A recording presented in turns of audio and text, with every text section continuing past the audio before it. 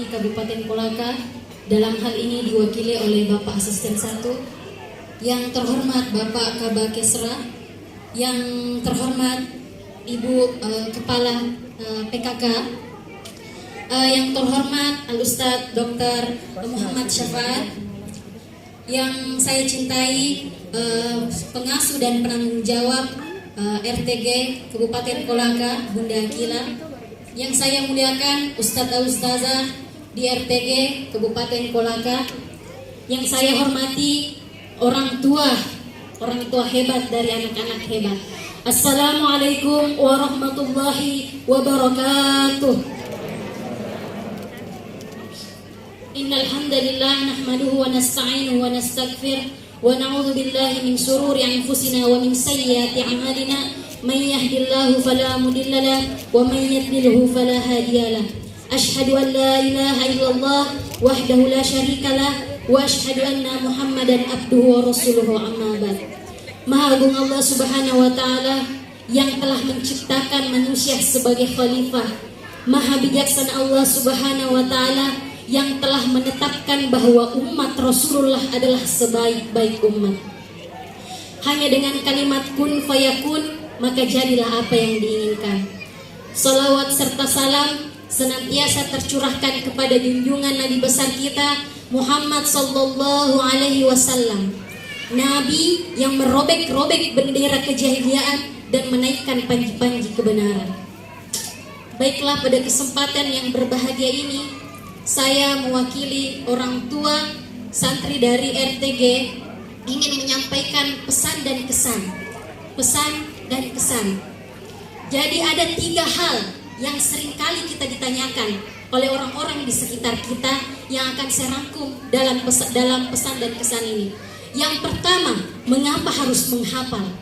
Yang kedua, kalau anakmu menghafal, masa depannya seperti apa? Yang ketiga, mengapa harus RTG? Pertanyaan pertama yang seringkali diajukan kepada kita adalah mengapa harus menghafal?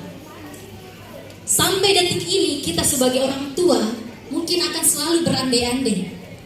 Andaikan aku menjadi penghafal, bagaimana agar aku bisa menjadi penghafal? Seorang hafizah itu adalah orang yang memiliki kedudukan yang sangat tinggi dan sukar untuk diraih. Karena kenapa? Karena penghafal Al-Quran itu adalah orang-orang pilihan, orang-orang yang dipilih oleh Allah Subhanahu wa taala. Akan tetapi saya pribadi mengatakan bahwa menghafal Al-Quran itu bukan hanya milik orang yang berada di pondok dengan metode dan atau kiat khusus. Bukan hanya mereka yang milik orang muda yang memiliki kekuatan hafalan. Bukan hanya mereka yang memiliki waktu luang, tapi siapapun kita layak untuk menjadi penghafal Al-Quran. Akan tetapi yang perlu kita renungi adalah bahwa menghafal Al-Quran itu bukan bakat, bukan karena keturunan, bukan karena kebetulan. Tapi bagi saya itu menghafal Al-Quran itu adalah mukjizat. Karena kenapa? Karena menghafal Al-Quran itu hanyalah orang-orang pilihan. Mungkin dengan uang puluhan juta, ratusan juta, kita bisa menjadi dokter, kita bisa menjadi polisi, kita bisa menjadi tentara, kita bisa menjadi insinyur. Tapi belum tentu dengan uang puluhan juta, bahkan ratusan juta kita bisa menjadi penghafal Al-Quran. Kita mungkin setiap tahunnya disuguhkan dengan tontonan Hafiz Indonesia. Kita bisa menyaksikan anak-anak hebat, Alana, Henry, Ahmad, dan Kamil dan lain sebagainya, Musa dan lain sebagainya. Mereka menyoroti dunia. Pertama, Alana, bocah 7 tahun yang lahir dengan keterbatasan fisik. Bahkan ketika dia lahir, dokter sudah memvonisnya bahwa dia telah meninggal dunia. Akan tetapi dia tampil menjadi penghafal Quran dengan keterbatasannya. Apa yang dikatakan Syekh Ali Jabir pada saat itu? Bahwa sesungguhnya yang dikatakan orang cacat adalah orang yang tidak bisa membaca Al-Quran. Yang kedua bisa kita lihat dari Henry, bocah yang anak-anak kecil dari keluarga tidak berada, dari keluarga biasa-biasa saja, tapi karena dia menjadi penghafal Al-Quran, dia angkat derajat orang tuanya yang sama sekali tidak bisa membaca Al-Quran.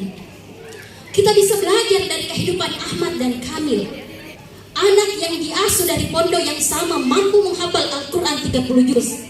padahal dia kehilangan figur sosok seorang ayah. Akan tetapi kehilangan figur seorang ayah itu tidak membatasi dia menjadi penghafal Al-Quran. Pertanyaan kedua yang seringkali diajukan kepada kita orang tua, kalau anakmu menghafal Al-Quran, masa depannya akan seperti apa? Akan tiba nanti masanya, anak-anak kita akan mengutarakan isi hatinya. Ayah, bunda, maafkan kami yang tidak bisa membangunkan istana yang besar di surga. Maafkan kami yang tidak bisa menghadiahkanmu sebongkah berlian. Maafkan kami yang tidak bisa menyuguhkan makanan lezat. Semoga di akhirat kelak kami mampu memberikan mahkota kepadamu melebihi sinar mentari melalui asbab hafalan kami.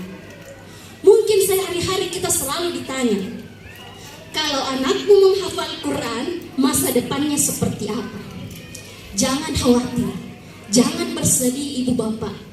Jangan terlalu sering membandingkan antara anak kita dan anak orang lain yang telah menjadi ini dan itu. Karena kenapa?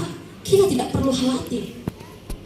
Karena boleh jadi ada sesuatu yang tidak ada dalam diri anak kita.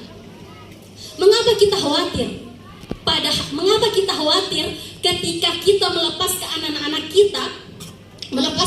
kita untuk belajar agama atau menghafal Al-Quran? Kadang kita pesimis, kemudian kadang kita juga merendahkan guru anak kita yang telah mengajarkan mengaji. Bagaimana kalau kita fokus saja kepada diri kita?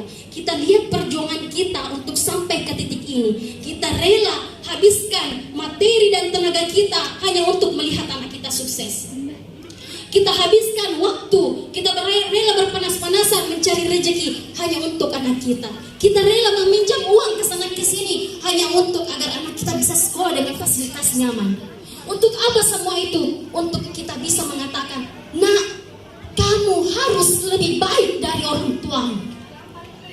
Hadirin hadirat yang berbahagia, kita tidak perlu khawatir ketika kita menyerahkan anak kita untuk dididik sebaik mungkin. Buka mata hati kita, buka pikiran kita, buka hati nurani kita bahwa Allah telah menjamin anak kita. Jangan kita khawatir, karena kenapa? Allah telah menjaminnya. Bagaimana mungkin anak-anak kita yang setiap hari belajar kalam Allah itu lalu Allah mau mengacuhkannya? Bagaimana mungkin anak-anak kita yang setiap hari belajar menghafal-hafal ayat Al-Quran itu Allah mengacuhkan dan tidak peduli padanya? Olehnya itu, orang yang tidak sholat saja sudah dijamin rezekinya oleh Allah. Orang yang ahli maksiat saja sudah diberikan kasih sayang kepada Allah. Lalu bagaimana dengan anak kita yang setiap harinya beribadah, setiap harinya berusaha mengamalkan firman-firman Allah, setiap harinya berinteraksi dengan Al-Quran? Mustahil Allah mengabaikan mereka. Jadi percayalah bahwa masa depan kita, anak kita berada dalam genggaman oleh Allah Subhanahu wa Ta'ala. Yang terakhir, pertanyaan yang sering diajukan oleh orang-orang tua adalah, mengapa harus RTG? Mungkin ada orang yang bertanya sama kita, dari sekian banyaknya sekolah yang ada di Kabupaten Kolaka, kenapa harus rumah tahfiz Gemilang? Bahkan kalau ditanya secara pribadi, hampir setiap kali ada yang bertanya di mana sekolah anaknya, saya jawab di RTG. Kenapa di RTG? Saya sering sekali diutarakan seperti ini. Suami kamu penghafal Quran, suami kamu alumni Mesir, adik dan kakak kamu penghafal Quran, keluargamu penghafal Quran, kamu bergelar sarjana Quran, bahkan kamu membina ratusan penghafal Quran. Tapi kenapa anak kamu dibina bacaan Qurannya oleh orang lain? Apa yang saya katakan? Bahwa tidak semua metode dan didikan orang tua yang tetapkan di rumah sama dengan metode dan didikan yang guru tetapkan di sekolah. Ada metode dan didikan yang guru ajarkan di sekolah yang tidak bisa diajarkan oleh orang tua. Dan ada hubungan yang tidak ada jarak antara orang tua dan guru, sehingga orang tua butuh guru. Kalau ditanya kenapa RTG? Sampai saat ini saya tidak pernah berhenti untuk bersyukur. Karena kenapa? Saya membandingkan antara aktivitas yang dilakoni anak saya sebelum dan setelah masuk RTG itu jauh berbeda. Yang mulanya mungkin hanya sekedar bermain, setelah masuk di RTG bermain sambil murojaah. Bahkan sekali-kali saya pernah sempat beberapa kali memergoki anak saya. Kayaknya ini bicara sendiri. Setelah saya mendekat, Masya Allah, beliau sedang melafalkan ayat-ayat Al-Quran. Dan itu selalu membuat saya terharu. Bukan hanya itu, akan tetapi beradab, cara berinteraksi dengan sesama, cara berbicara, cara beradab dengan orang tua, itu saya dapatkan ketika anak saya pulang dari sekolah. Masya Allah sekali. Olehnya itu, saya tidak berhenti, kami semua tidak ada kata yang lebih indah lagi yang ingin kami utarakan selain ucapan terima kasih yang sebanyak-banyaknya kepada ustazah-ustazah sekalian. Tidak mampu kami mengutarakan ini selain mendoakan semoga ustazah-ustazah sekalian ini dijaga, dilindungi oleh Allah Subhanahu wa taala, dan diganti niat tulus ikhlasnya itu menjadi sebuah keberkahan dan kebaikan. Saya berani katakan bahwa Rumah Tahfiz Gemilang Kabupaten Kolaka adalah salah satu hadiah terindah yang Allah berikan untuk Kabupaten Kolaka. Terakhir dari saya, ucapan terakhir dari saya untuk anak-anak kami, maaf jika engkau harus terlahir dari rahim ibu yang miskin ilmu. Maafkan jika kamu harus terlahir dari lingkungan yang bukan ahli Quran. Tapi doa ibu dan ayah, semoga kelak kamu menjadi masuk dalam deretan orang-orang yang mengagungkan Al-Quran. Lebih dan kurangnya mohon dimaafkan. Wabillahi taufiq wassalam. Wassalamualaikum warahmatullahi wabarakatuh. Waalaikumsalam warahmatullahi wabarakatuh.